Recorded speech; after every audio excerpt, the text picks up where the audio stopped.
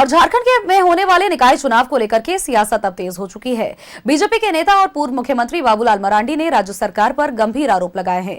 उन्होंने कहा है कि चुनाव दलगत आधार पर कराया जाना चाहिए था और मतदान ईवीएम मशीन से ही होना चाहिए था। उन्होंने यह भी कहा है कि ईवीएम से हट करके बैलेट पेपर से चुनाव कराने का निर्णय कई सवालों को खड़ा करता है। बाबूलाल मरांडी ने आशंका जताई है कि बैलेट पेपर से चुनाव होने पर धांधली की आशंका बढ़ जाती है। मरांडी ने यह भी कहा है कि लोकतंत्र की मजबूती के लिए पारदर्शी और निष्पक्ष चुनाव आवश्यक है और इसीलिए सरकार को इस पर पुनर्विचार करना चाहिए।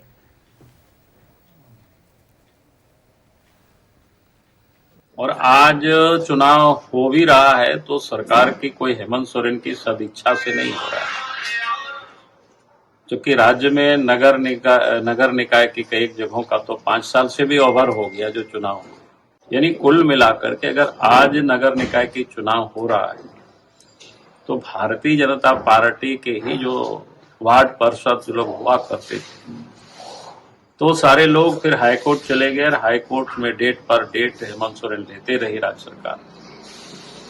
लेकिन हाईकोर्ट ने अंत में उनसे कहा कि भाई आप फरवरी में इसको चुनाव कराइए।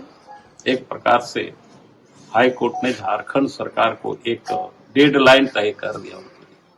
अब सरकार के पास कोई रास्ता नहीं बच रहा था कि चुनाव करा, तो इसलिए सरकार ने फिर लाचार होकर के मजबूर होकर के राज्य निर्वाचन आयोग ने चुनाव की घोषणा कर दी। और आज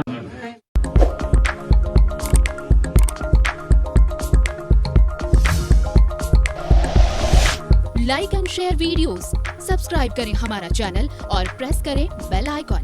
News 11 भारत, सच है तो दिखेगा।